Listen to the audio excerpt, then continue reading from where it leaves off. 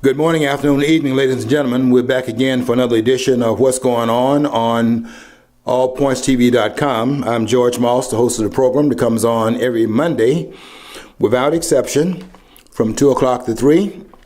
And we are coming to you today after the death of the greatest fighter of all times. Muhammad Ali died last week, and I have to say that when he went to the hospital this time, I was reading some of the reports, some of the preliminary reports, and I could tell by what they were saying that it was very unlikely that he'd be coming out of the hospital alive this time. He had been in the hospital a number of times in the more recent past. I think the last time was like in April of 2015. And I just didn't get the impression from what I was reading that he would be coming out of the hospital alive. His condition was continuing to worsen over the years, having been diagnosed in 1984 with Parkinson's disease, and this debilitating disease was constantly robbing Ali of his health. And there would be some point where you knew that the disease would win, but we're all going to lose the ultimate battle.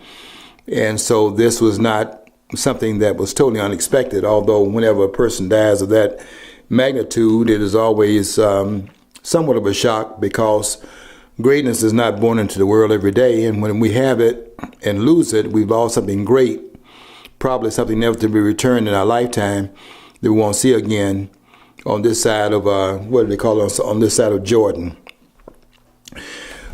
One of the things that accompanies the death of great people is the noise that's made after their departure, and I just cannot get enough of this noise, I guess, that is made in the absence of Muhammad Ali's death, and that is everybody and their grandmama is making comments about it. I was listening to some, I won't call his name out, but this person is in Baltimore, and he's of some stature, given some of the things he's done in the past, was a former member of the Congress, which probably means he doesn't know what he's talking about. And also some of the other organizations he headed, which further would validate that point, and that is he didn't know what he was talking about then either. And just all kinds of comments being made, and people making statements that you know that they don't mean it, or they mean it and then it's mockery because they mean it. Mark Jackson, like last night at the basketball game, said that the two persons that have had the most influence on his life was first his dad. So I was glad he wrote that, got that out of the way. And then the second person had the most impact on his life was Muhammad Ali. Now, I have to give Mark Jackson a pass, knowing how that game was going last night between Cleveland and Golden State. He had to say something, because nobody's going to sit there and watch what was on that screen last night. So he tells us in the game that the second most influential person in his life, he didn't have any teachers, nobody in the neighborhood, and Muhammad Ali was the second most influential person in his life. Now, I admit that Muhammad Ali was an influence, but he was not the most influential person after my dad in my life. There were a lot of people that influenced me and caused the things that I have done. I give a lot of credit to those persons. I can say that as great as Muhammad Ali was as a boxer, that he was one of those pivotal influences that if he had not been born on the scene, then all would have been woe and I would have lost and all of that. So I'm not here to say that today. I am here to talk a little bit about the Muhammad Ali, and I hope to be able to say some things about his life and legacy nobody else is talking about. And really what most are talking about is a lot of nonsense. And so maybe I can kind of help capture the man that was in the moment of his existence, because he left us after 74 years. And he did leave a legacy behind, and that's what we would all hope to aspire to. What we should not aspire to is after we are gone and we made our mark upon those that we came in contact with, or our mark in this case upon history, that we don't need anybody coming behind the legacy and then lying about what it was that we accomplished and what we did and what influence we had while we were here. Because that is a certain kind of mockery of the mark that was made, and you can dishonor a person by saying too much, as well as saying too little, and also saying that which is not necessarily true, not necessarily part of the legacy. So I'm hearing all this noise, and last night I had to hear that Mark Jackson, one of the commentators they use in the final games, I mean, it's because he's a great commentator. Don't want to take anything away from him, but for him to tell me in the midst of that game, as if I could understand why that was being said and why he was going over that in a game in which was another blowout in a series, that if Golden State doesn't win in 4 games, then that is then that takes down their legacy, because they're playing a team that's mismatched. And so last night in this mismatch, the second mismatch we've seen in the final series in basketball this year, we had to hear Mark Jackson coming out with his 2 cents worth of nonsense, telling us that this man has the second greatest influence on his life. One person even writing that he told them who they were. I mean, hopefully you knew who you were after your mom held the baby up, maybe in Kunta Kinte fashion, and said, "I give you this person." Maybe they didn't do it in that fashion. That's in the movie. But you did have a name, and you did know as you grew up who your parents were. And then there was some folks in the family and some folks outside the family. Then went to school, you found some more folks. And you just kept on meeting people that were making influence. And they were right in your immediate space. And those that were more down the road and out of your space, having a greater influence than the ones that were having in your space. I don't know that it happens, but maybe you can explain it to me. But last night, in that travesty of a basketball game, Mark Jackson had his 2 cents worth. Then I've been listening to these rappers, and they're adding their worth. And then some of the boxers, and some of the football players, Jim Brown, and some of the others, all of them talking about, what was that? What do you call it? Smack. I mean, what was that? What are you supposed to learn from these comments that are being made? And hopefully, after we finish the program today, that you'll know something about Muhammad Ali that no one else will be saying, and they will not be talking about. Maybe we can add some things that will fill some of the spots in, and we'll even talk about the medical issues that affected Muhammad Ali and why even that occurred. Because there are some reasons behind that, and I don't hear anybody talking about it, so maybe we can talk about it here.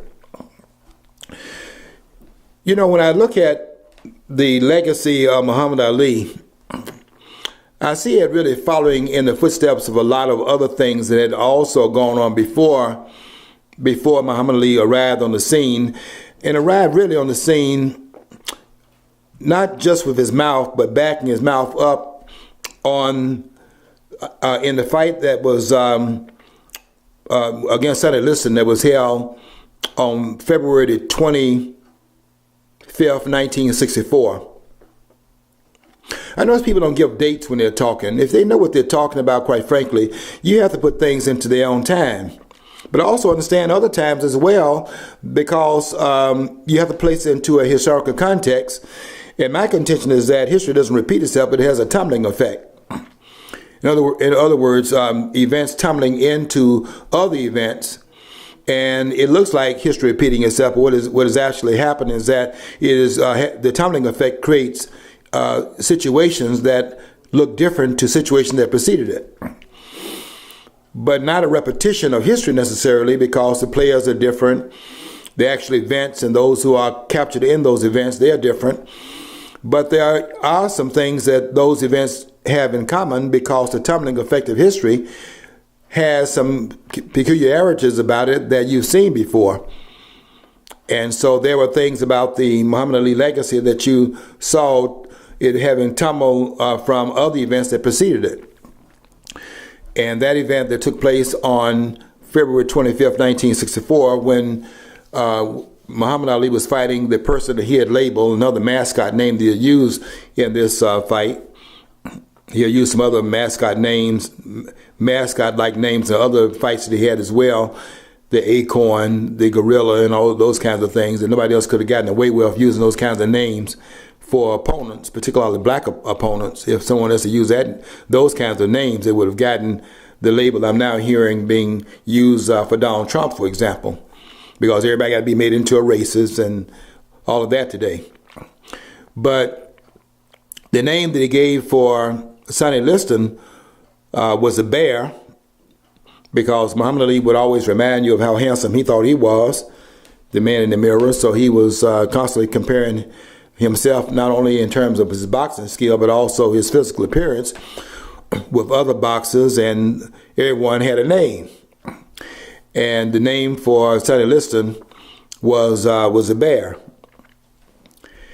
Now imagine on February 25th, 1964, in fighting Sonny Liston, how it must have looked from the other side of the ring. Number one, after the fight was over, imagine how it must have looked to Sonny Liston over there, sitting on his stool, now realizing that he had been made a fool of in the fight, not only because of the outcome of the fight, but been made a fool of because I think he was sitting over there understanding now that he'd been looped into an illusion, because he had actually been played.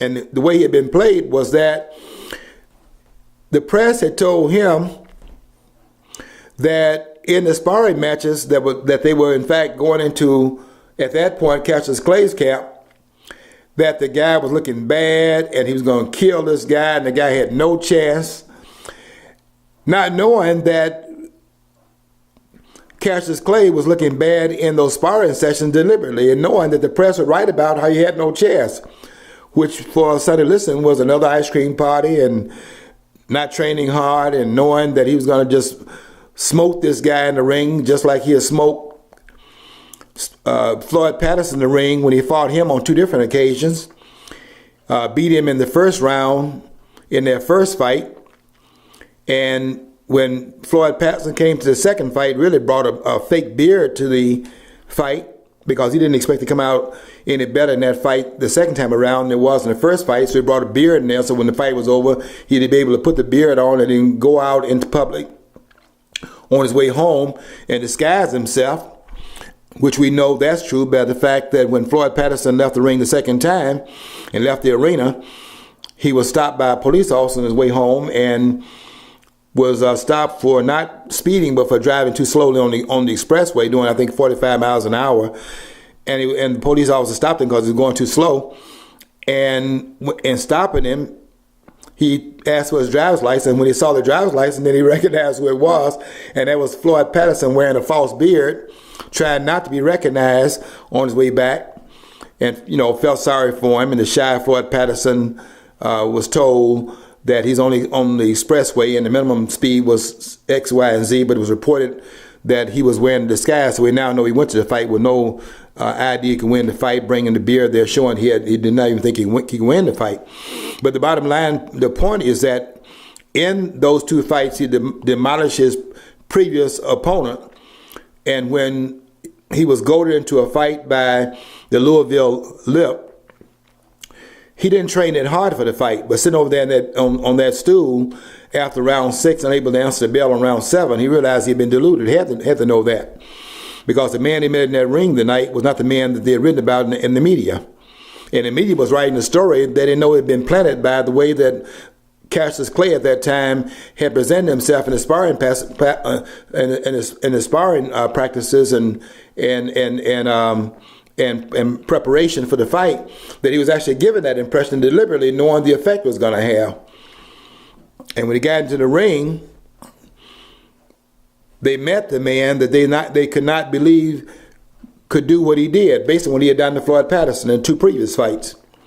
And nobody had declared yet that this man was the greatest of all times because he not proved himself. All he had at that point was a Louisville lip, the way they saw it.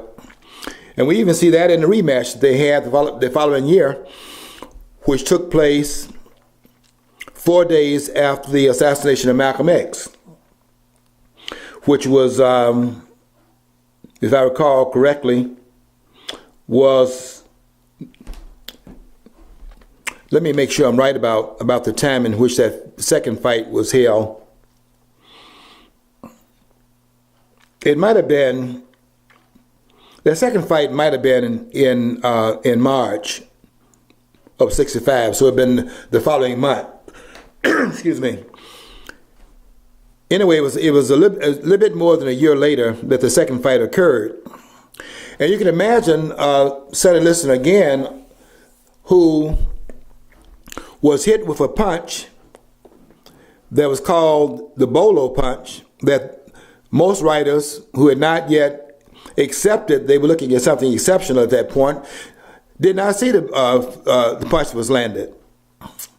And they claimed that the punch was not even thrown. They would not have hurt anybody because they weren't on the other end of it. Patterson was out there. He saw the punch. And he paid homage to the punch and said that it was a knockout punch. But as Liston was laying on the canvas after in the first round, not even making out the first round, there was the bear laying down on the canvas like he was like a bear rug.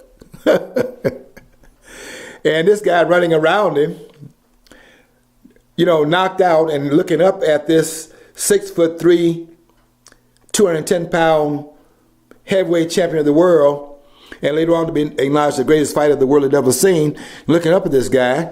And we'd never seen this before. We'd never seen a person talking before the fight, turning his opponent during the fight, and then talking as he was talking almost like he was out of his mind after the fight. We had never seen that before. Now, we had seen talking before. We had never seen this kind of thing before. In the ring, out of the ring, this is something that was new. I just got through writing on my wall today because I wanted to put this into total sports perspective, because I don't hear anybody talking about this fight in the context of sport. I hear a lot of people talking. Most of it just filling in dead airtime. You can't have that 8-second pause that you had where this news person played a tape where they asked a question about guns, and then they paused the tape to make it appear that the people were pausing and answering a question that had been asked when they really were playing on the public's not understanding what was really going on here. And they paused the tape to make it like it was dead space and they couldn't answer the question and things like that. We saw the real tape in real time, and we saw that was in fact another media, misdirection to the public. But this is, you have to feel the time with something, and what they're feeling now, they don't feel it with dead space. They're dealing with noise. They fill the space with noise, and what we're hearing mostly is noise. You can imagine that in that second fight, nobody was willing to accept that punch had been landed, because nobody at that point had accepted this man was as great as he was. He was telling us he was great. Maybe he knew it at that point in time, and maybe it wasn't all theatrics, it was some theatrics, but maybe not all theatrics, but he was telling us how great he was. We will learn later on when he finally had his last fight, which was in 1981, that he had actually shown us over a period of 16 years, from 1965 to 1981, he had shown us by writing poetry on the face of his opponents with his fists that he meant what he was saying, and the world would later on come to understand what he was saying was true, but not at that point. And so therefore the Bolo punch which we'd never seen that punch before. I certainly never seen it knock anyone out in the first round before. Not a person of the magnitude in which they had given Sonny Liston in his previous fights with Floyd Patterson, saying he was one of the great fighters the world ever seen and a murderous puncher. But, you know, when you're floating like a butterfly and stinging like a bee at 210 pounds in heavyweight division, and you're floating like a middleweight in heavyweight division, and no one had ever seen that before, no one could quantify what it was they were looking at. And so that punch had not landed, and no one saw it, and nobody saw what that meant for a whole lot of years beyond that point. But Liston knew it because he felt that punch, and that punch knocked him out. But he's looking at this man doing in the ring what we never seen anybody do it before. After the fight is over and you vanquish the opposition, we had never seen a person actually doing that kind of mockery of the opponent in terms of running around the ring, begging him to get up so he can get beat up some more. We had never seen that before. Now, we had seen talking before. I was writing on my wall before coming here. I was writing on Facebook, where I tried to get out of that post without writing too long and too elaborate, but I wanted to write some things that I was not hearing in the media, so I had to go around a lot of different areas of the sports world and bring in things that, you know, the talking heads, just are not talking about. I even had to bring in Jackie Robinson. I'll bring it in here as well, because I have to talk about that too. I mean, it's a lot of points of connection, because, you know, when you talk about history, see, my thing about history is this: everything in history is tied together. There's not one event in history that does not tumble into the other events in history throughout the history of the world. Everything is connected, maybe indirectly, but all historical events are connected to all other historical events. James Burke shows that in his couple of series he did, The Day the Universe Changed and Connections 1 and I think Connections 2. You ever see those series? No, I haven't seen it. What he does is on The Day the Universe Changed series, he'd ask, like, how does this happen to connect to this? And then he says it's his own personal view. Uh-huh. But they have great, like, characterizations of, actors playing the different roles of different historical figures, and you should check him out. And who's that person again? James Burke. James Burke. Yeah, he's on, he's a Brit, and he does that stuff through PBS or BBC, I think it was. And what was it, BBC? Yeah, I think it was BBC, and they had this collection at U of M. So if you go to U of M or you're James Burke, James Burke. I remember that name. I know it's not Edmund Burke. Yeah, but Edmund Burke. Yeah, but this guy does an amazing job.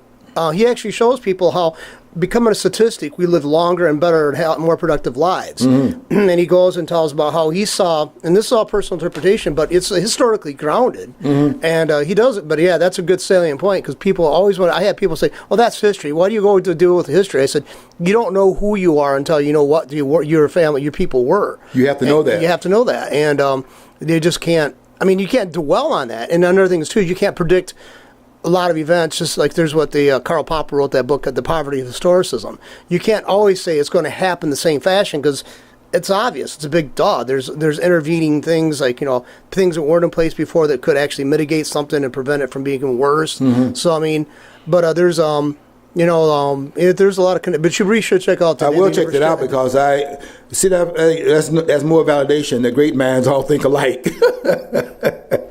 It's a tumbling effect, and the reason why it is not a repetition, but ingredients that bring out similar outcomes, is because of the human factor. You factor in that, and you have similar outcomes, because there are we're not robots. So there is the application of sameness, with also at the same time the application of dissimilarity as well. So there's both sameness and lack of sameness, because of the human factor. If it's robots, it'd be sameness, and nothing else to write home about, because the sameness would be in terms of the fact there's a robotization of the process. But since we're not robots, there is that different element that's in it. But the outcomes often look the same, and that's why people think that history repeats itself. Well, when history really tumbles. History doesn't move in a circle, by the way. It moves in a spiral.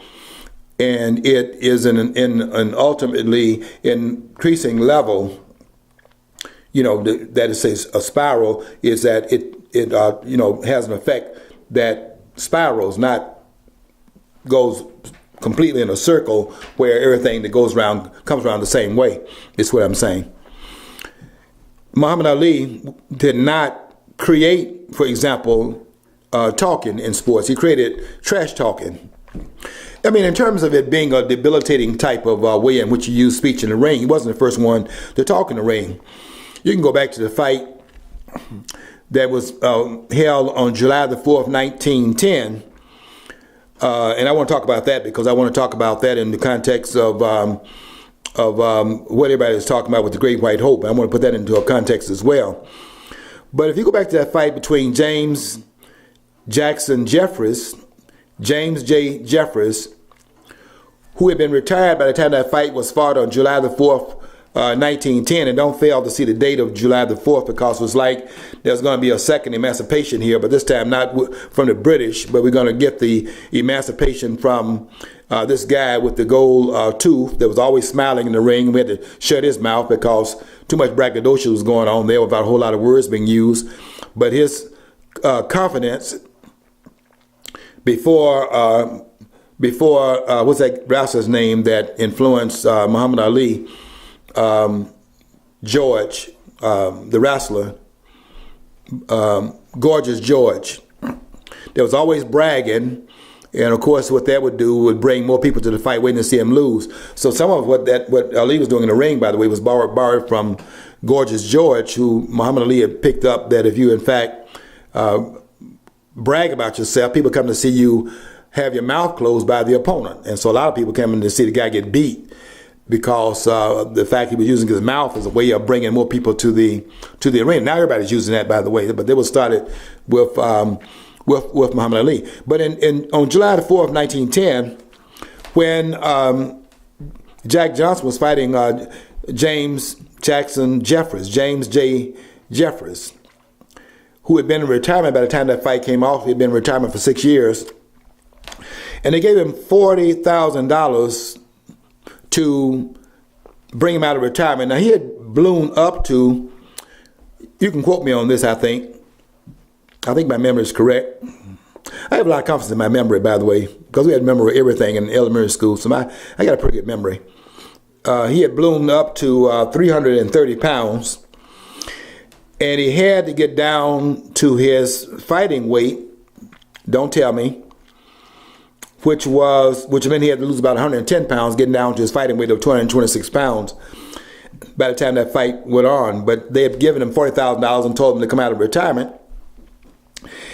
And he got into the fight over his head, quite frankly, because too much steak and potatoes. You can lose weight, but you cannot regain the fact that you have eaten yourself out of shape for a period of time, in Jefferson's case, a period of 6 years, and then come back, and here's a specimen that's fighting in his own time, who hasn't been out of shape, and at the top of his game, you come back to fight this person after being away from the ring for 6 years. So really, Jefferson didn't have any chance in that fight.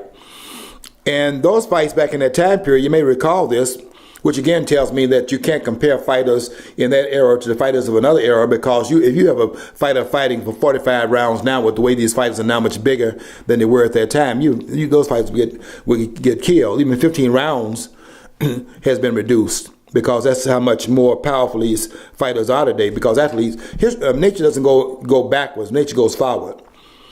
And everything that was better at a certain point in time is much better as we go through time, because nature doesn't take a step backwards, it goes forward.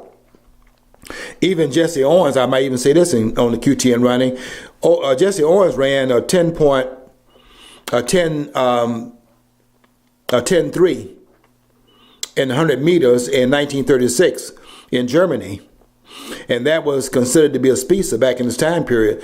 But that's slow by today's standards. Jesse Owens would not win races today.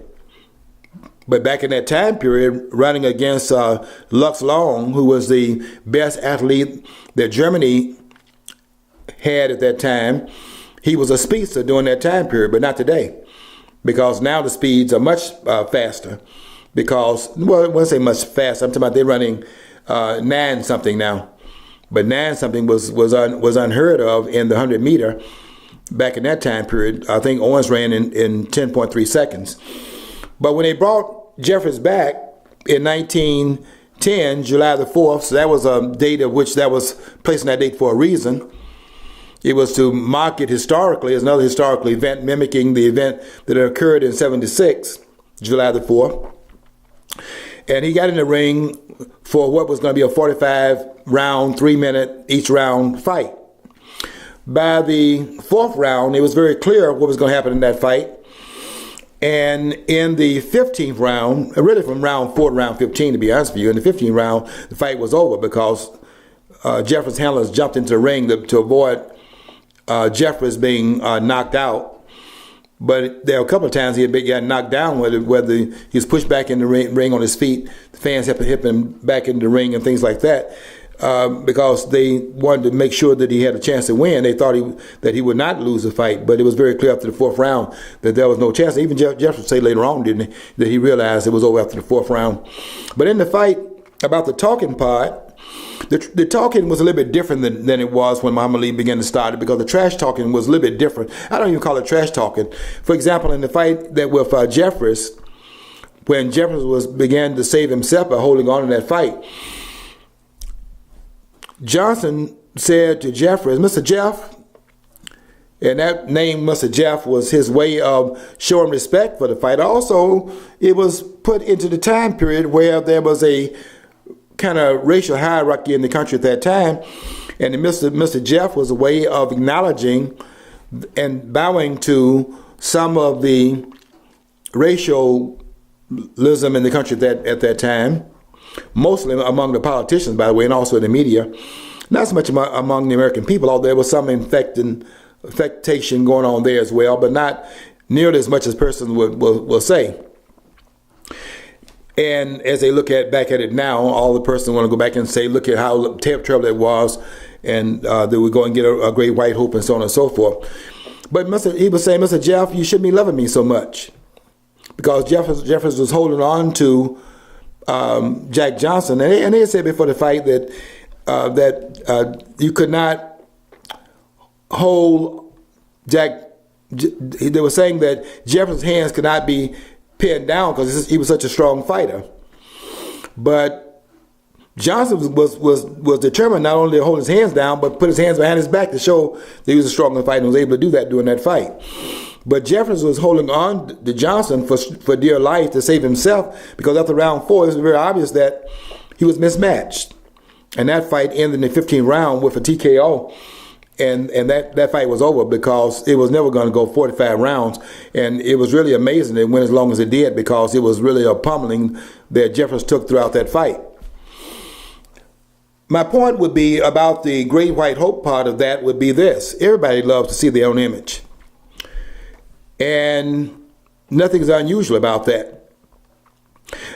That's why I tied in the Jackie Robinson event in baseball, because I wanted to tie that in and bring that into discussion, the sports discussion, which nobody's going to tie in.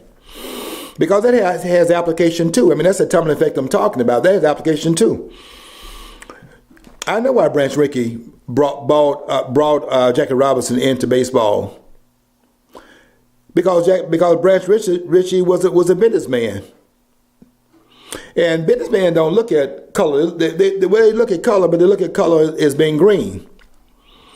And the reason he brought Jackie Robinson into Major League Baseball in 1947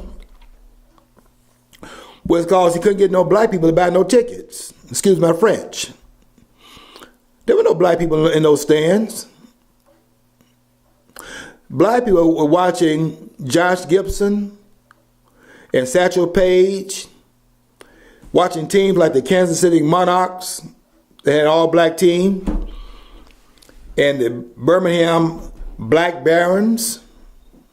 They had a team called the Birmingham Barons. They had a team called the Birmingham Black Barons too. And that's where the blacks were. And I can tell you also, those of you always talking in Michelle-like tones, talking about using Jackie Robinson as a way of showing how bad it was and things of that sort. Because woe is me, look at all this oppression.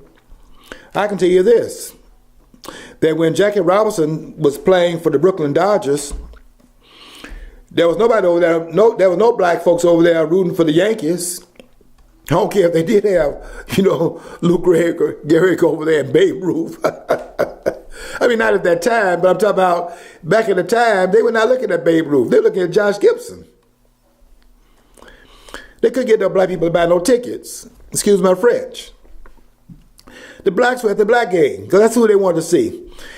And Branch Rickey saw that there were no blacks in that stand, and they loved baseball. It was clear because they were over there watching the games where Josh Gibson was playing. And the question was, how do you get some of that money and bring that money and that loot into the purses that Branch Rickey was controlling? And without that, this money was being lost. So the fiduciary interest was involved in the transformation. I give him credit for taking the stand also, but let's be honest about his money. People don't fight battles over, people fight, the only people that fight battles over philosophical issues is when there's no money to be made in it. When money is to be made, you can forget, philanthropy takes a back seat. Now, Ali's issue would be more along the lines of that because there's belief behind it, and money to be lost in the proposition. But that's not what we have here in 1947. That's what Steve is trying to teach you about this tumbling effect. There's something else going on in sports outside of Ali, but you have to talk about it in the context of Ali to make sports more comprehensive. Because these discussions we're having about Muhammad Ali's legacy is talked about as if it's just him. It's just Muhammad Ali. And everything else is not going on, and he's singly, that's going on in his time period. Nothing happened before that. Nothing going on at the same time as that. As if this can be talked about in isolation, and it cannot be. Everything has to be put in context. And the context, quite frankly, is everything. Okay. So, Ali comes along. But there's a lot of history before he comes along. And he's bringing something to the table that had not been brought before. You can look at that too. In Mark Jackson, you can look at that in basketball. Guys went up there lobbing the ball and some other guy up there to the basket and taking the ball and dunking it. We didn't see that during Bob Cousy's day. But if Bob Cousy had not played the basketball he played, they would not be doing what they're doing right now and what we see Curry doing. I'm glad Bob Cousy did that because I want to enjoy Curry doing what he does right now. And I could not enjoy Bob Cousy if playing in this time period now because Bob Cousy could not play in basketball today. Athletes got better. And I hear all these persons talking. I hear them talking about these basketball players. Oscar Robertson. I hear these guys. They couldn't play back in the time period we played. Shut up. Everybody want to go back and play in that time period. Playing that kind of ball back in that time period. They would lose playing that kind of ball back in that time period. But the other side of that story, on the other side of the street, you know what that is? Bring them players. That's spelled D-E-M, not them. Bring them players up into this time period and let them play in 2016. They wouldn't win a game. That's you too, Oscar Robertson. Didn't they have to raise the height too of where the basket was at? Yeah, right. I mean, I'm serious. And then I guess years ago they used to play. They used to have to have. It was like an innovation when they actually cut a hole in the bottom of it so the ball would drop right through. It used to use baskets, I guess. Yeah, literally. John, yeah. When they had Will Chamberlain come there at 7'1", they called him Wilter Still because they'd never seen it before. Look at those trees they had over there when OKC played Golden State. Everybody was a tree. And when Kerr, who was a great coach, by the way, I mean, the man's great. He knows how to put the team out there when the first team not playing well, put the second team out there, and they play well together because he's practicing these guys to play as a team. When the starters can't get it done, he puts the second team out there and they get it done. Why? Because he's planning for that. That's greatness. But They played OKC before they played Cleveland. That's not going to be a contest. I'll be shocked if Cleveland, that's you, LeBron, win a game over there. And I don't know if I'm going to even be going to my friend's house to watch it on the big screen. This guy got in his basement, got this big screen downstairs, and you walk down there, you got this thing called Movie House, and you go down there, you think you had the public theater. You got a screen so big. I go and watch the game over there. But I don't think I'm going over there Wednesday when they play the third game because I'm not getting anything out of it. I already know the outcome by the time the game starts. After the second quarter, the game is over. I'm sitting there 15 miles from home, got to drive back when the game is over.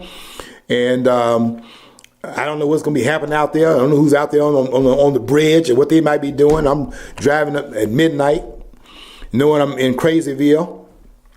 So I don't know if I'm going out of the house again to watch another game during this series because I have not seen anything competitive. But they had trees over there with OKC.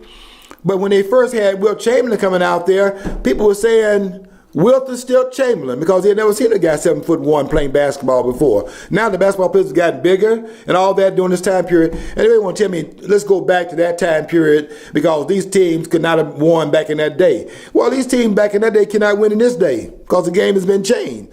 Oscar Robertson could not be doing what he was doing back in that time period.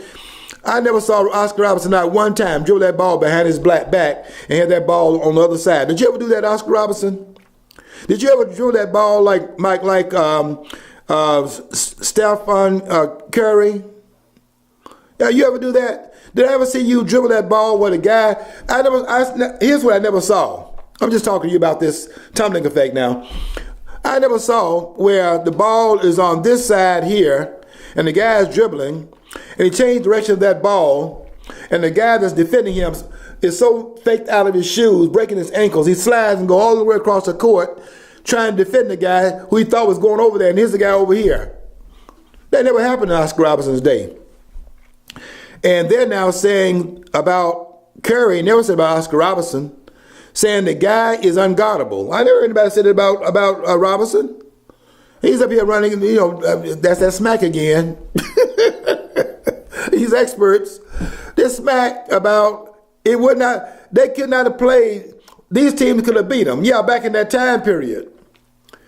But that's not back in that time period. Bring them up to this time.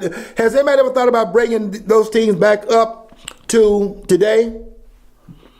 That includes the team that Jordan was on. Jordan team won 72 games and lost 10.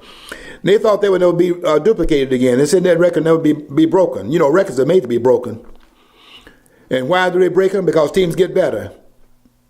Nature dictates that. It doesn't dictate perfection. That's why I don't go along with those that say that practice makes perfect. No, practice does not make perfect. Practice makes you better. Nothing makes you perfect. You can practice till the cows come home. And you're not going to see perfection. You're going to do something out there like what LeBron was doing last night, dribbling the ball out of bounds, driving to the basket, losing control. Nothing will make you perfect. It certainly will make you better. And this team this year is better than Chicago Bulls team that Michael Jordan played on, where they won 72 games and lost 10. They won 73 games and lost 9. Now, is that better? Is one game better on both ends? Lost one game less, won one game more. When you say it's better, and they're talking about all this, let me say it again, smack, because everybody want to believe the past was better than now. Muhammad Ali brought something different. And he's better than his predecessors were. And after we'll be waiting a long time before we find anybody that comes up that's better than he was. But there are some things that happened there in his 16-year boxing career from the time he won the championship in 1964, February 25th, 1964. That's exactly the date in which he won the championship from Sonny Liston. He had faked him out of his shoes in terms of Liston not training for that fight. And that you can go read about that. You can read it from the article written in Playboy magazine, written by Alex Haley. Alex Haley did write this one. He didn't write Roots, but he wrote that in Playboy magazine because he was a writer for Playboy magazine for a while. But the book that he wrote called Roots was not written by Alex Haley. written by Mary Fisher, most of it, who was his editor at Playboy magazine. Yes, the Jewish editor at Playboy magazine wrote that book, Roots. I was going to say that because I was going to say because I got relatives last name of Fisher, but I mean that's usually associated with Jew. It's Fisher, right? Yeah. Fischer. Yeah. That's usually how they spell it. Yeah, the Jews spell it. Yeah, I'll tell you the truth here. I'm not going to come here to. I don't have to lie because I know what the facts are. I had one of my students. This is a side point. I had one of my students write me. He's in California right now, and he wanted to ask me to check something out that Dick Gregory had written about Malcolm X. And Gregory has this usual CIA story. You can always depend upon him for the latest conspiracy theory. And now the CIA, according to Gregory, rented the Audubon Ballroom a week before Malcolm X was killed. Malcolm X was killed February the 21st, 1965, but a week before that, the CIA rented the hall, tore the wall out of the wall on the stage, put guns in there, and when the guys came down the aisle where Malcolm, right in front of where Malcolm was speaking, one having a sawed-off shotgun, I know his name, he's still alive by the way, and worked in on the committee in which Cory Booker was elected in New Jersey. He's still alive. That killer came out of Mosque number 25. But Dick Gregory has it that the CIA went in there the week before, tore the wall out, put guns up there, and when Malcolm was shot, he was shot from the top. He said that the bullets that were in Malcolm's body could not have been explained by bullets coming from the front. Well, it could have become because by the time they stopped shooting, Malcolm was still laying on. Malcolm X was laying on the floor, and they were shooting while he was laying on the floor. So could that explain the bullets that looked like it might have come from the top, but coming because the bullets were being fired vertically into his body because it was shooting him as he was laying there. But that first bullet that's fired by this killer, I won't call his name on the air, but you can go check this out. I don't have no respect for him. And I'm not asking somebody to go and jump on him, but I know who he is. And he was the one that came down that aisle with a sawed-off shotgun. He knew how to handle it too. And to say that this shooting took place from the top doesn't explain the fact that Malcolm was blown off his feet backwards by that first blast. Because this shooting was in fact the range of the shotgun first, and the other person running down the aisle would finish it up. And bullets, by the way, according to Newton's law, a body at rest will remain at rest, and when it's interfered with by an outside force, will move in the direction of that force. And that's why when you shoot somebody, they don't go in the direction of the bullet. So you can forget that stuff about Oswald in Dallas. You can forget that. You can tell it to somebody else. But I paid attention to physics class in 12th grade. And you don't go backwards in the direction of that shot. I don't care how much of a propulsion you have, where the bullet will kick you back in the same direction the bullet came from. It didn't do that. Not 100 miles, not 100, 100 feet per second? 100 feet. I mean, that would be 100 feet per one of the two in terms of the speed in which that body goes to the back. That was not a shot from the back. You can forget that. You can tell it to my alter ego, Steve, but you can't tell that to me. Too bright for that one. I mean, I fall for a lot of stuff at night, but I'm not falling for that. That ain't what happened. And that ain't what happened with Dick Gregory said. And when my student asked me to comment upon it, I said on that thread, and they had some like thousand people come in on that thread. I said out in the open. I said Dick Gregory's lying. He didn't call Malcolm X that morning like he said he did. That didn't happen. He didn't tell Malcolm the day of that murder, Malcolm, I'm not going to be at the Audubon Ballroom because I know that the CIA is going to get you today, and I'm not going to be there because I love you too much to be there. And that didn't happen either. And what did happen, which is reported in autobiography, the claims did not happen, did happen. which was when he said something about Elijah Muhammad that he now says he didn't say. He did say it. He never denied that he said it until after the persons that wrote it were gone. Alice Haley having gone in 1992, for example. He dared not deny it at that point, because then he would have been calling Malcolm X a liar and calling Alice Haley a liar. Now he's saying he didn't say it. He did say it. And what he said about this incident is, I told him, my former student on the air, I said, Dick Gregory is lying. See, look, you don't get me to lie because everybody else is lying. And they better not lie to me because, hey, this is not the same. This is not the same old. Look, Muhammad Ali does not need to be lied on. Can we say that without you getting mad?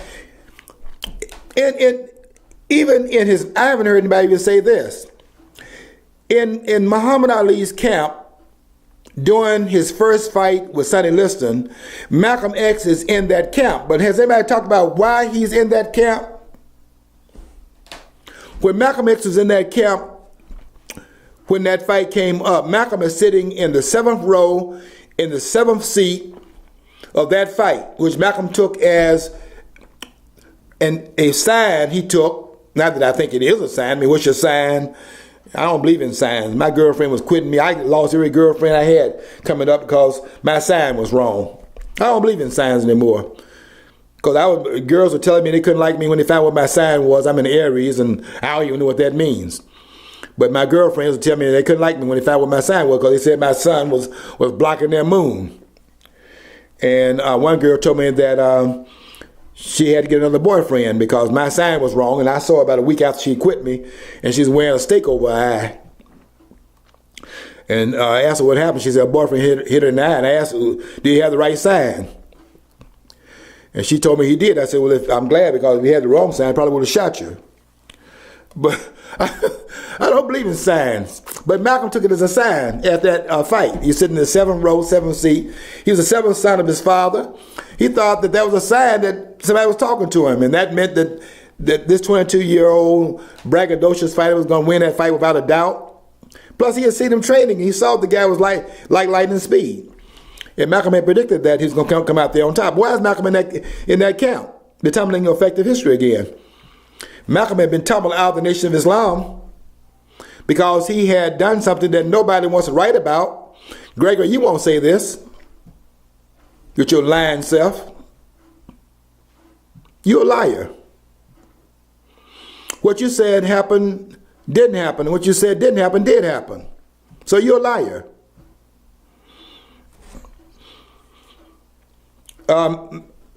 Malcolm X is in that camp because Malcolm had done something that nobody wants to talk about, and that was Malcolm X had gotten angry about what happened on April the 27th of 1962 when there was a shooting going on in Los Angeles at that mosque where Ron Stokes was killed and 6 other Muslims were shot, and he expected Elijah Muhammad, who was a little bit older than Malcolm, not as reckless as Malcolm, was going to turn the Muslims loose to retaliate against those police out there in Los Angeles, and Elijah Muhammad, who was in his 60s, was not going to do that because the man had vested interest in not turning them loose, through which his empire would collapse. And Malcolm couldn't understand that because Malcolm was not in his shoes, he was in his own shoes. And when Malcolm saw that was not what he was going to do, had gone out there to have the word to be given, as Lomax was talking about in his book called When the Word is Given. And when he did not do that, Malcolm was angry about that. And he came back here after being called out of Los Angeles, told to get out of there by Elijah Muhammad. Malcolm couldn't understand that. Did not want to understand it. And there were some other things going on in the movement too nobody's writing about, and that was that Malcolm X was in the movement really undercutting Elijah Muhammad to an extent, not because he wanted material things, but Malcolm thought the movement could have been more effective than it was. And Malcolm, being sincere, wanted this movement to become more of a grounding point in the movement and thought they should have been doing more, and thought this person that was more conservative than he was not going to do that and try to move this movement. And that was, in fact, something that ran afoul of the leadership. And they saw what Malcolm was, in fact, doing. I mean, this man was saying the Honorable Elijah Muhammad teaches us X, Y, and Z, and they knew that Elijah Muhammad was not saying that. That was Malcolm talking. And they saw it. And they saw it as sabotage. And they began to watch Malcolm as a result of that. You can go read books about it. I'll give you the documents. There's a book out written by Benjamin Kareem that was called Benjamin 3X at that time, the one that introduced Malcolm the day that he was assassinated, who Malcolm sent behind the stage on that day, because Malcolm knew those killers were out there. He knew it. He hadn't been told anything about Dick Gregory. Malcolm knew those killers were out there to get him, because they had bombed his house 6 days earlier. And I'll tell you another thing, Malcolm gave up.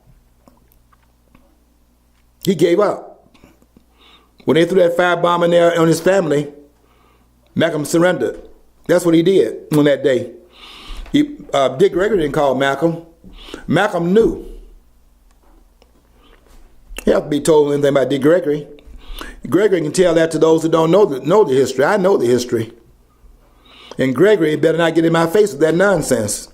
Not that I'm going to do anything to him. My point is that he better not try to run that by me and don't think he's going to get challenged. He's not going to run that by me and not get challenged. Because Dick Gregory's lying. And I'm not lying.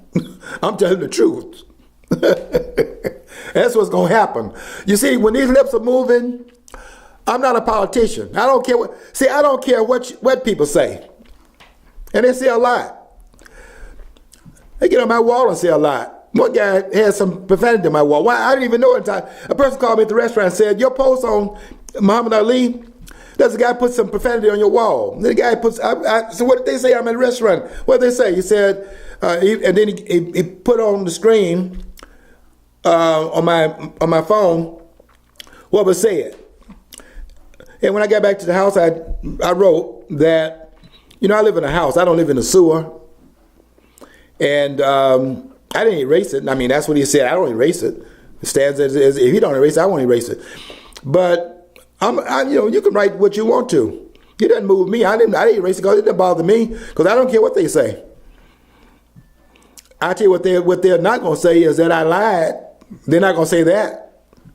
Because I'm not going to like it. You know why? Because I don't respect anybody enough to lie to them about things I know about. If I know it, I'm going to say it. And I don't care what anybody says about it. I could care less. I mean, that's just the way it is. And I know people can't understand that. People be lying all the time. Political correctness is a lie. I'm not politically correct. I'm not going to ever be politically correct. You can forget that. People talk about, some people write and say, that is, one guy wrote that, when I wrote about some things, he said, that is candy kind of stuff. In other words, you put yourself behind the eight ball and that could be some problems. You know what? I don't even worry about that. I'm not going to be here forever, but I tell you what, I'm going out here with my dignity. I can't worry about that stuff. I'm going to tell the truth, and I don't care who doesn't like it. That's the way it's going to be. People can't understand that. That's the way it is. And I'm sick of people lying. All these people lying. Everybody's lying. This whole country is lying. The country is lying. We are a country of liars. We're not a country of cowards. We're a country of liars. Everybody's lying. And when a person's telling you the truth, you can't stand them. Donald Trump is telling you the truth. And I didn't even get around a chance to say what I wanted to say today. No, Muhammad Ali was a great fighter. The greatest we've ever seen. And we need to understand the man, to understand the moment, to understand the time in which we're living, and also understand who we are. Because all that's wrapped up in the tumbling effect of history. And we don't understand all of that, we don't understand anything. And the man was great, and we lost something great. And I hope one day to be able to finish this conversation, because I want to tell you about the man and his greatness, because we got to put him into a time frame, and we got to have the historical record brought into the discussion so we can understand him a lot better than do right now, because we don't understand him right now, because nobody's talking about him in his immediate absence. We're talking about something else that has something to do with our running smack by people to fill up the noise, to fill the 8-second pause. And we're making a lot of noise about him. Okay, we'll talk about some of this next week as well. We're not going to finish it just in one discussion. I want you to follow your dream, because, as I always say at the end of the program, if you don't follow your dream, you'll never know what's on the other side of the rainbow.